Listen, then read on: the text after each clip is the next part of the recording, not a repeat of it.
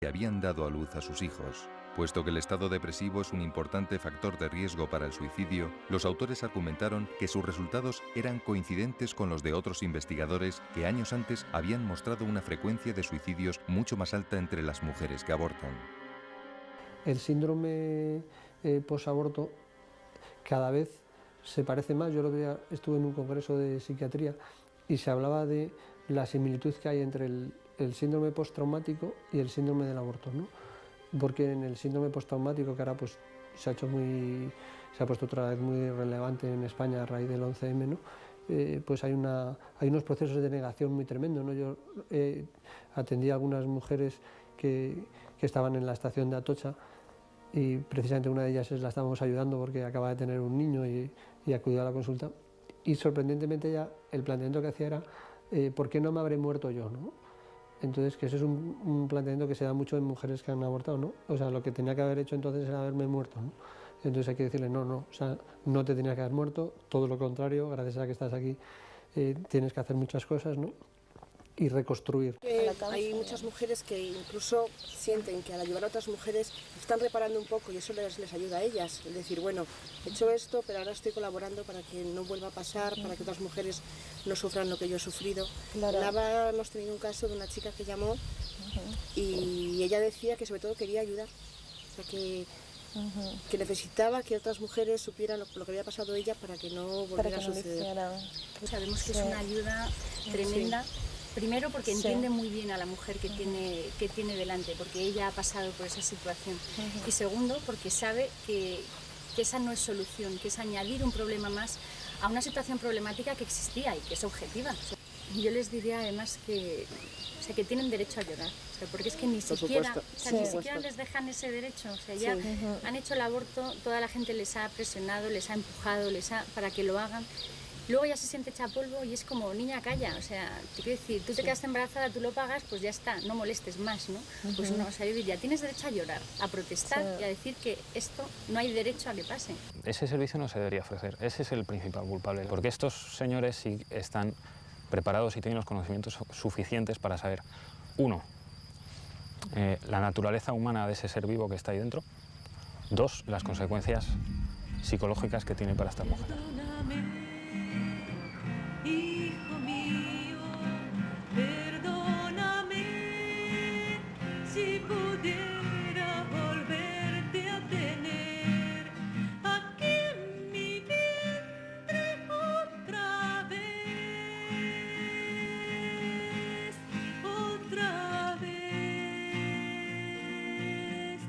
Nadie te quería, nadie te esperaba, todos te todos me decían, es tu opción, pero nadie escuchaba tu corazón, mi corazón mío, perdóname. Se sabe que hay que darle otra opción a esas mujeres, pero no se les da porque el negocio del aborto impera y tienen muchos contactos políticos, etc. Como ejemplo citaré el caso de una señora que se sintió muy víctima del aborto, que es el caso de la primera mujer que en Estados Unidos consiguió el aborto legal. Y esta mujer lo que realizó fue acudir a petición de ayuda, puesto que no quería seguir con su embarazo en ese momento, y un grupo de feministas integrales le cogió en su seno y le consideró como un baluarte de su derecho que querían conseguir al aborto en la Corte Suprema de Estados Unidos. Mary Rowe, nombre supuesto que ocultaba la identidad de Norma McCorvey, no había sido violada, como se dijo. Todo eso se supo cuando McCorvey, años más tarde, contó la verdad. Ahora lucha para que esa sentencia sea revocada. Hugh Hefner, fundador de la revista Playboy, declaró en noviembre de 1992 al periódico Miami Herald: probablemente Playboy estuvo más involucrada en Roe contra Wade que cualquier otra compañía. Nosotros aportamos los fondos para esos primeros casos. En ese momento, Norma no se daba cuenta de lo que estaba haciendo, realmente se vio inmiscuida en una vorágine de la que luego, cuando ya se consiguió favorablemente esa sentencia, ella misma se ha dado cuenta de que fue víctima, tuvo que mentir, presentaron informes falsos, hubo muchos médicos implicados que presentaron esos informes falsos y ella desde los años 80 sufrió una transformación personal y se dedica activamente en Estados Unidos a rescatar mujeres de ese afán y ese feminismo malentendido que supone meterles en otro trauma mayor, que es saber que han estado siendo protagonistas de la muerte de su hijo. Yo no las llamaría feministas, o sea, para mí, de verdad, te digo sinceramente, el aborto es el arma más machista que se ha podido inventar para tener a la mujer, o sea, totalmente... O sea, es como el colmo. Entonces, si eso es feminista, pues yo no sé, o sea, yo entiendo el feminismo desde luego de otra manera. Sobre todo que es un plantear el tema del feminismo desde una posición totalmente destructiva. Puede ser algo positivo, ¿no? Sacar la mujer, la maternidad, sacarlo adelante. Por ejemplo, hay tal mediatización de la información que se da a las mujeres que los principales centros de asesoramiento de la mujer están directamente subvencionados, como es el caso de la Federación de Planificación Familiar Española, está directamente subvencionada por las clínicas abortistas mayores de España y además por los laboratorios farmacéuticos que han comercializado la píldora del día después. Y yo me pregunto, ¿las mujeres tienen derecho a ese tipo de asesoramiento?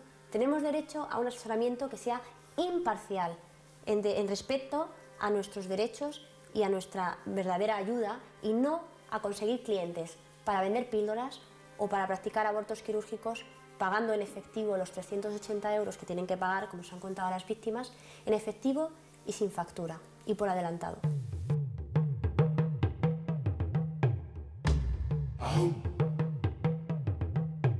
Lo que sí que está claro es que hay un empeño desde los poderes políticos de favorecer el aborto. ¿Por qué?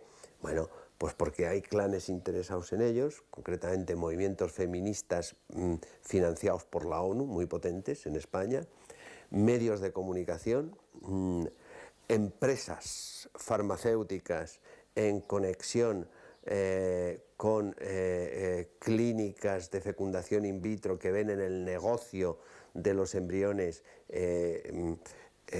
bueno, pues un filón impresionante y por lo tanto, como todos los temas de la vida van juntos, es decir, porque claro, si se respeta la vida desde el principio se viene abajo muchas cosas, están empeñados en que las sociedades pierdan el concepto de la dignidad de la vida.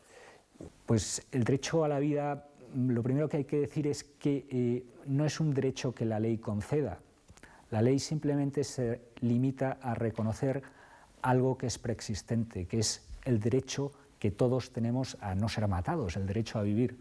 Por tanto, un Parlamento carece de competencia para legislar quién tiene o deja de tener derechos a la vida o a partir de qué plazo el feto tiene derecho o no tiene derecho a la vida.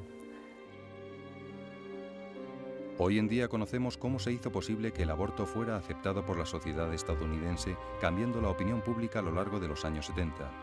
Los datos los ha aportado el Dr. Nathanson, médico ginecólogo, que a partir de 1971 dirigió la clínica abortiva mayor del mundo. En el Centro de Salud Sexual situado al este de Nueva York, teníamos 10 quirófanos y 35 médicos a mis órdenes. Practicábamos 120 abortos diarios, incluidos domingos, y solo el día de Navidad no trabajábamos.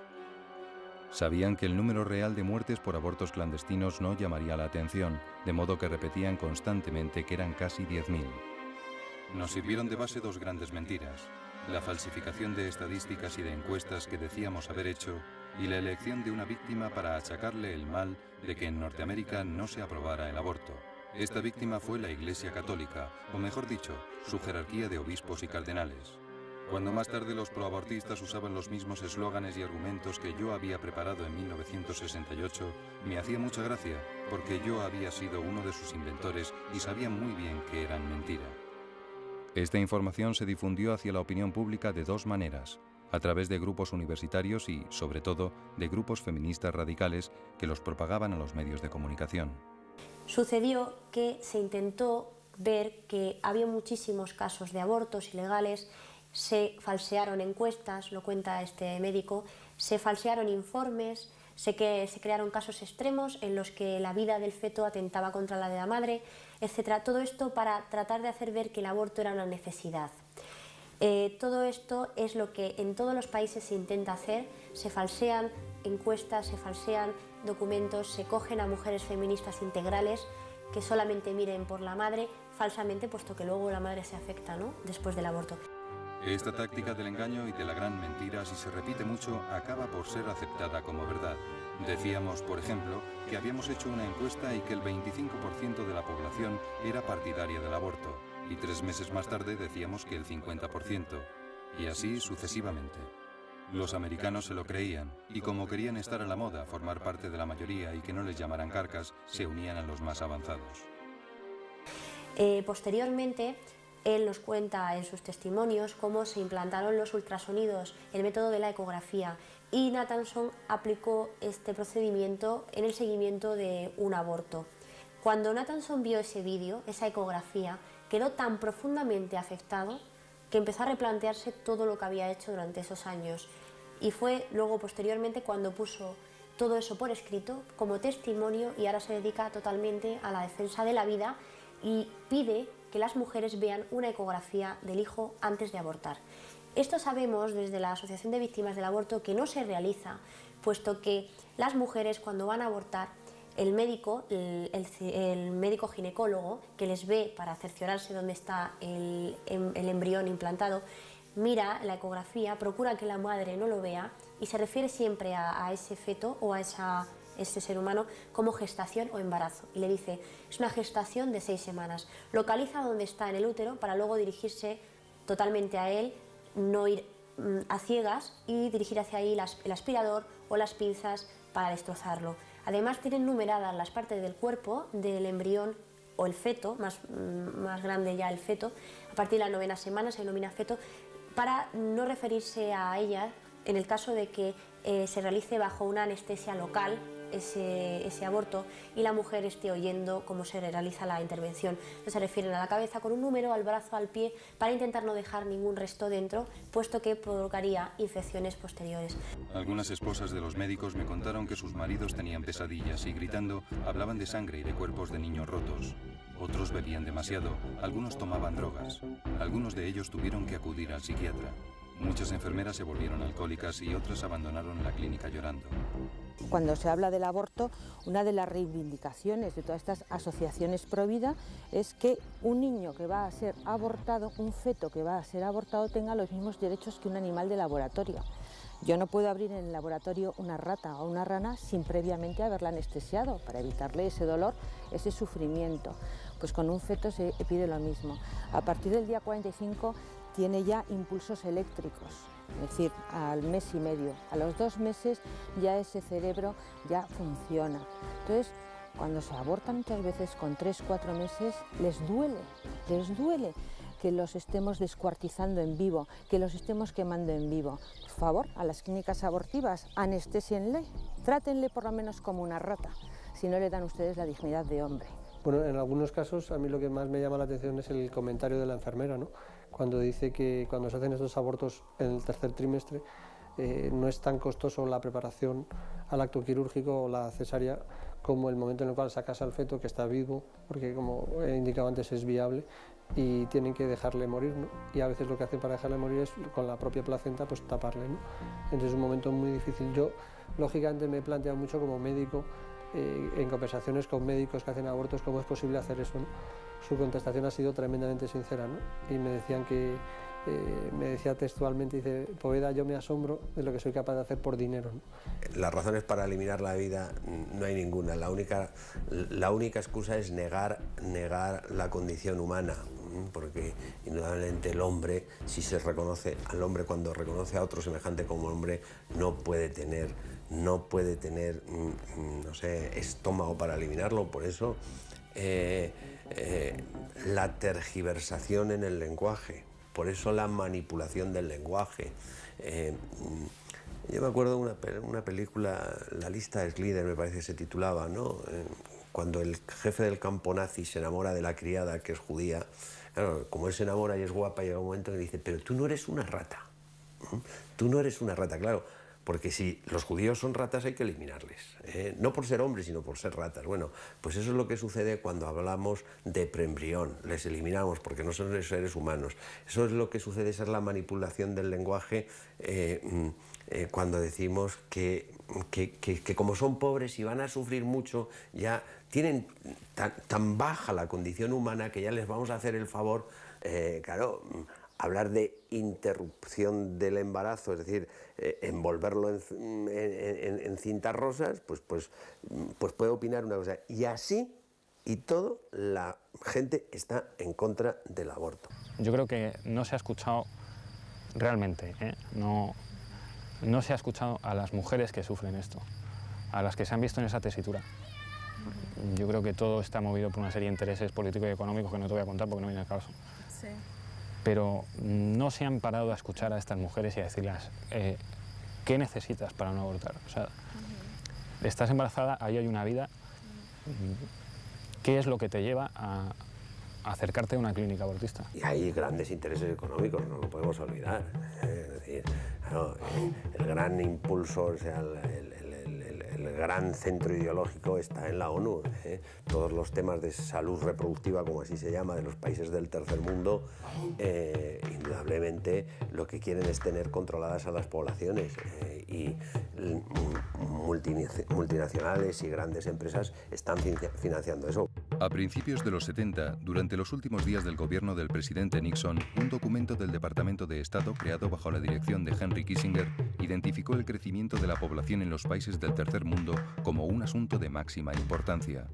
El documento, conocido como Memorándum 200 de Seguridad Nacional, que se mantuvo en secreto durante años, revela la estrategia demográfica desarrollada a nivel global desde los años 70. La ubicación de conocidas reservas de la mayoría de los minerales favorece la creciente dependencia de todas las regiones industrializadas de las importaciones procedentes de los países menos desarrollados. La política demográfica es relevante para los suministros de recursos y para los intereses económicos de los Estados Unidos. Existe menos optimismo en que un rápido progreso socioeconómico reduzca la fertilidad en los países pobres que en la viabilidad de extender servicios de planificación familiar. El aborto es vital para solucionarlo. Ningún país ha reducido su crecimiento de población sin recurrir al aborto. Unos 30 millones de embarazos se eliminan cada año en el mundo por medio del aborto. Los Estados Unidos pueden ayudar a minimizar las acusaciones de ocultar un movimiento imperialista tras su apoyo a favor de las actividades demográficas, afirmando repetidamente que dicho apoyo se deriva de una preocupación por a. El derecho del individuo a determinar libre y responsablemente el número y el espaciamiento de sus hijos, y b. El desarrollo fundamental, social y económico de los países pobres. Revestido de progresismo, a los países ricos que tendrían que preocuparse de promocionarles, de desarrollarles, pues claro, es la solución más rápida, pero ya sé que no es la solución y desde luego no es humana. Mercedes Arzúde Wilson, exdelegada de Guatemala ante las Naciones Unidas, hizo en agosto de 2001 unas contundentes declaraciones a la opinión pública sobre las presiones de la ONU para que países pobres como Guatemala liberalizaran el aborto. En esa entrevista, Wilson confirmó que la táctica consiste en condicionar la ayuda extranjera a estos países pobres con la aceptación de programas que incluyan el aborto. Te pongo ejemplos. Por ejemplo, el Banco Mundial muchas veces supedita la concesión de préstamos a países en desarrollo, sobre todo, los supedita a que el país en cuestión esté dispuesto a aceptar o a modificar sus leyes de modo que el aborto sea reconocido y sea autorizado. Pues hay unas presiones fortísimas, ¿no? Tenemos también, por ejemplo, la Federación de Planificación Internacional Familiar, que es una de las ONGs más poderosas del mundo después de la Cruz Roja y financiada pues, por fundaciones como la Rockefeller y que han ejercido presiones brutales para que sean introducido o recogido en los ordenamientos jurídicos la posibilidad de abortar. Con la supuesta intención de hacer el aborto seguro, la Organización Mundial de la Salud ha promovido la investigación de fármacos abortivos como la mifepristona y la píldora del día después. En el boletín número 78 de la Organización Mundial de la Salud se hace una declaración de intenciones: extender el aborto como derecho y eliminar el derecho a la objeción de conciencia por parte de los profesionales sanitarios. Buenas políticas y leyes sobre el aborto añadidas a buenos instrumentos legales son un medio de control de la fertilidad porque las mujeres necesitan el aborto. Deben desaparecer las regulaciones que pongan la decisión del aborto en manos de otros que no sean la misma mujer, por ejemplo, las que hacen valer cláusulas de objeción de conciencia en favor de los facultativos que no quieren realizarlo. La objeción de conciencia es un derecho reconocido constitucionalmente en todos los ordenamientos jurídicos occidentales, porque llegó un momento en que el legislador constitucional se dio cuenta de que se planteaban en muchas ocasiones conflictos entre las obligaciones legales o entre las leyes, por una parte, y luego las convicciones o la conciencia individual de las personas, del individuo, ¿no? Claro, en el tema del aborto, pues esto tiene una perfecta cabida y perfecto encaje, porque el aborto es un tema que plantea problemas de conciencia a la inmensa mayoría de la población médica. Entonces, legalmente, un farmacéutico se puede negar a tener en su farmacia la píldora del día después, por ejemplo. Por supuesto, porque es un fármaco que puede producir el aborto, puede matar un embrión humano, eso puede ir en contra de la conciencia del farmacéutico y, por tanto, está recogida dentro del ámbito de la objeción de conciencia previsto constitucionalmente. Entonces, ante la ley puede estar totalmente tranquilo. Perfectamente tranquilo, sí. Con toda seguridad.